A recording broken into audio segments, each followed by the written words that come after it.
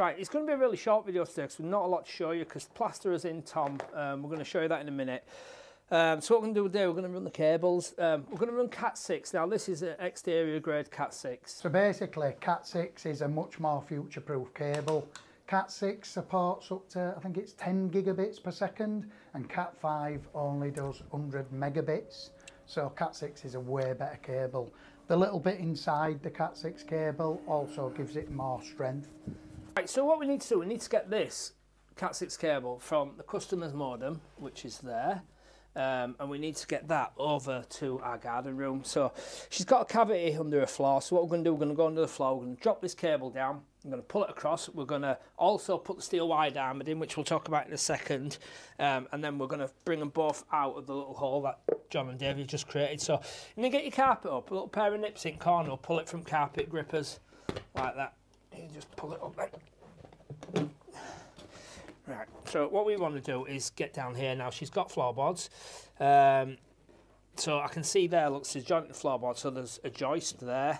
Now, is that a hole there? I can't even see that. Have you got a pencil, John? There we have, good one. There is already a hole there. There, look, see that hole? But what we would have done is I would have drilled a hole there on that side of the carpet gripper, because if you're going to put it on this side of the carpet gripper, then you've got to go over the carpet gripper or cut a piece out, so you're just wasting your time there. So what I'm going to do, look, just elongate that, enlarge that hole rather. I'm going to fire that down there, and I know that I've got about maybe I've got about 4 metres to get me to the doorway. I've got another 4 metres to get me to exit all where we're putting in. But what I'm not going to do is throw it all down, because guaranteed it's going to get in the knot under the floor. So I'm just going to put it like that. And when I go under the floor, John's going to feed that down. I'm going to go under, I'm going to pull the cable through. John's going to keep feeding me. And then when that goes back down, basically what's going to happen is that'll just come up. Obviously, I'll stick that under there. That'll come up nice and neat there to joint rest at cables. Or if you want to route it, you can just route it along inside the carpet gripper there. I know she's got access over here. So what we will do is pull this bit of carpet back now as well. Again, nips. I'm going to pull it back, get it out of the way. She tells me that this is where they go under normally, so get that over there a little bit more like that. Just give that a tug, David, get that back a little bit more. And you can see here, look, there's like access here.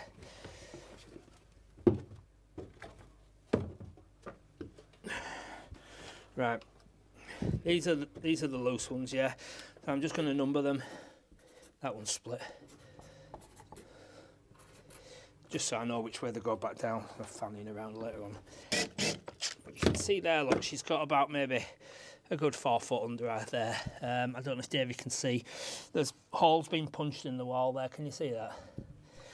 There's holes being punched in the wall. So we want to head this way, yeah, to get over to where the internet is, and then pull it back through here. And just over here behind this wall is where I'm going to bring my steel wide armoured.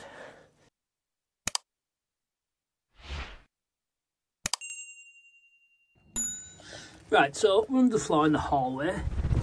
See there, look, that's where electric comes in from outside.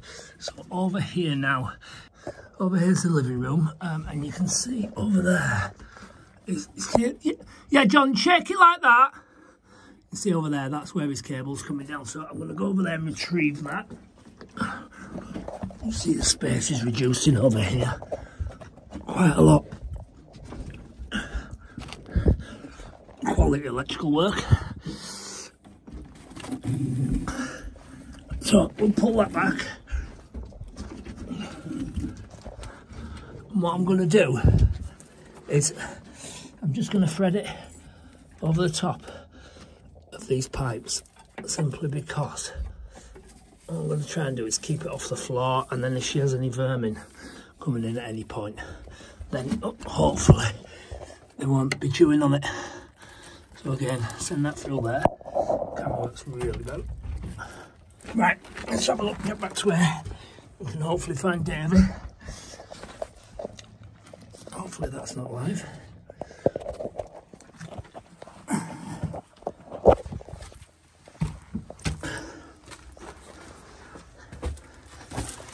Davey? Yeah? You're out and ready, aren't you? Yeah, I'm ready. can see David's through there. I'm going to get workers' way through here now.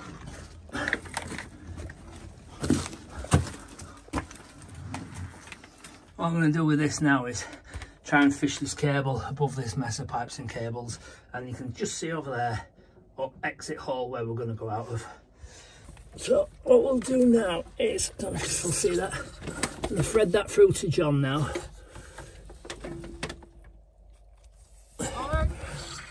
Alright, go on. He's going to pull that. Keep going. What we need to do now is retrieve this steel wire. Debbie, yeah, give it a shove, mate.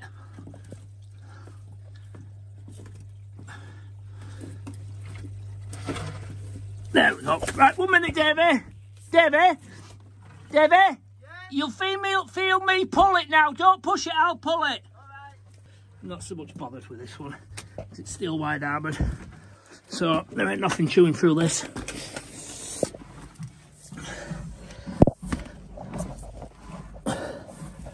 John! Yeah.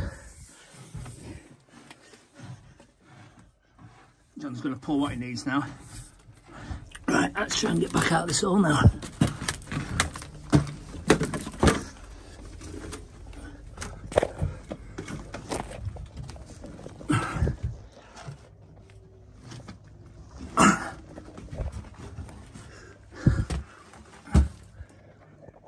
What I'm going to do now is get this customer's carpet back to where it was previously, and I know she's got a cleaner coming today.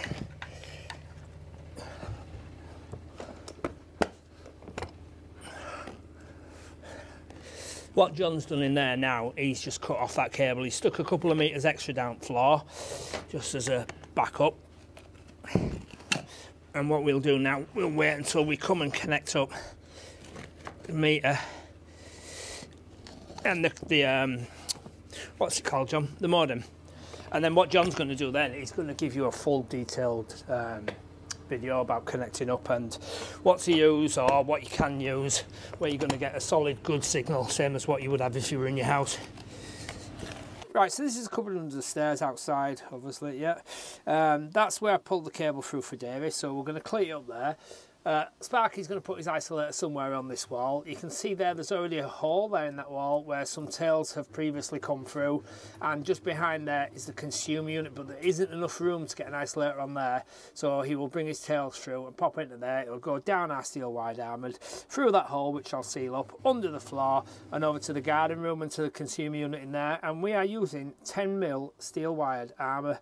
So it's SWA, 10mm SWA 3-core, so it's steel wide armoured, which there, look, so behind the black plastic sheath is the steel wired armour. So you hit that with a grafter or a shovel, you're not going to go through that.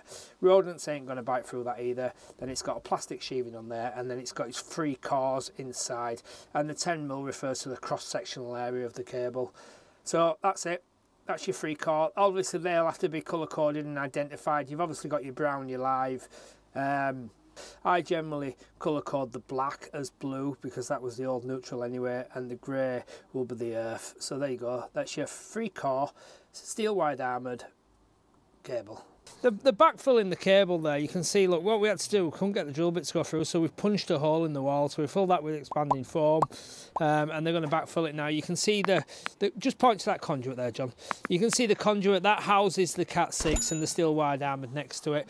There is no legal requirement for depth of cable, but the recommendation is a minimum of 500. Obviously where it's coming out of the wall there, it's a bit shallower, but like I say, there isn't a legal requirement, it's a recommendation.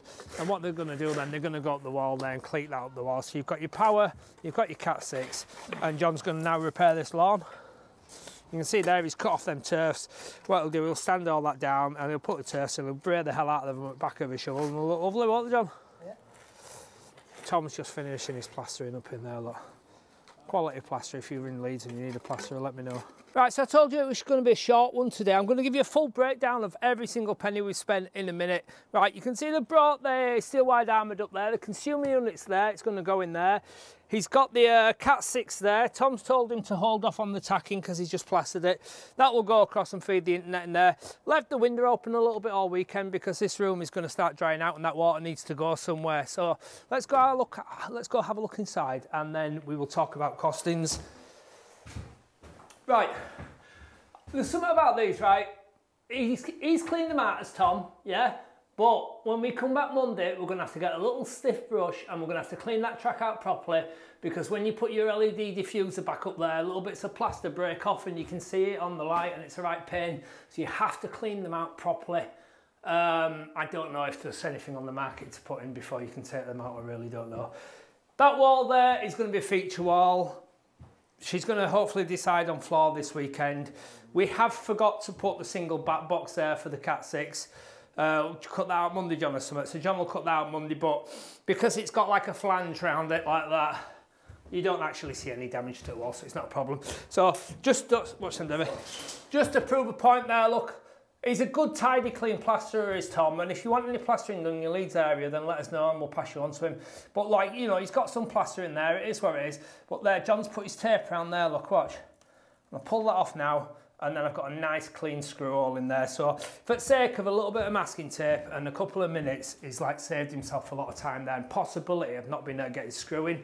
Consumer unit, so it is half. What I did actually mean to do this morning was put a bag over that and tape it round, but obviously he's kept the plaster out of that nicely. So it is semi-flush mounted. I mean, probably got maybe 30mm sticking out there. By the time the cover's on, probably 50mm, but it still looks nice. It's flush mounted, it's in, it's plastered round, and it's a handy little job that. Like I say, we're going to leave the window open. Right, costings. Put my glasses on for this because there's quite a lot to talk about.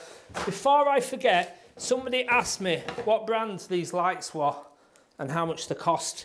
The brand is Spectral LED Evo. Yeah. The spots were £7.25 each and they come with, well, they don't come with, you've got to buy the bezel. The bezel was £1.9, so you're looking at £8.34p.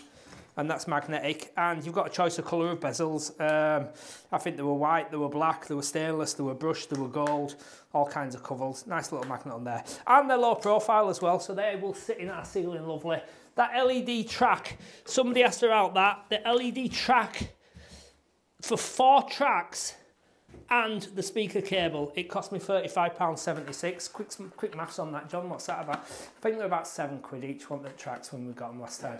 Yeah, they're plastering tracks, but you can see there, look, done a lovely finish on there now. That diffuser will go over the top of there. When that ceiling's painted white, you know, you won't really notice the diffuser till it's switched on. So on another note, I mean, remember when I showed you these LED tracks, right? And this was the worst mitre. I'll just drop the picture in now of the worst mitre. That's it, look, with the diffuser in. Take a bit of plastic off there, look. That's your diffuser in. That's flush mounted. So like, even though the track itself wasn't the greatest mitre, as long as you get your diffusers on point, like, I know it's a little bit stepped, but I'm not cleaned it out, I've just stuck it in to show you. But that's practically spot on, isn't it? So I wouldn't worry too much about the tracks not being perfect because you can see very little of them. And by the time John's gone round there now and painted, you'll have lost that track anyway, won't you, John? Yeah, so that will be gone, it'll be gone in ceiling. Well, that's it there. Right, so, costings. I told you building your own would save you 50%. A build like this is going to cost you a minimum, as I said before, £20,000 for a company to pay for labour, pay for materials, overheads, profits and stuff like that. Right, so far, rods, £343.30. Concrete, £247.20. Now that is for a cube, that is a minimum order. You could save money if you did it yourself. We only used 1/3 of a cube on this build, so you could have saved half of that money at least, but it's a lot of labour. Timber pack, £847.27. That is for everything to get this build to this state, high quality build, solid as hell. Yeah, £847.27.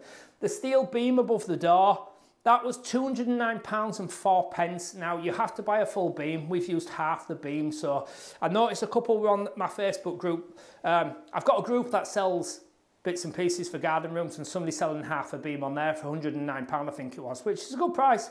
So roof, soffit, fascia, rubber, trims, glues, £646.22. Insulation. The insulation cost £194.04 for the 50mm, £162.12 for the 100mm, and £29.41 for the roll of Raffall. Doors and windows. Now, we've gone aluminium. You know, it is sort of like the upgrade. It's the better class of door and window. They were £2,316. Electrical and consumables and bits and bobs like that. So I'm talking back boxes, cables, clips, all the screws that you require for the build, everything like that. Your breathable membranes, your vapor barriers, this, that, and the other. That totaled £317.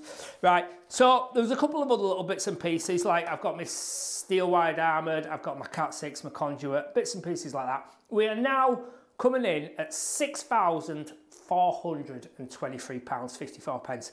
Let's round it up to £6,500.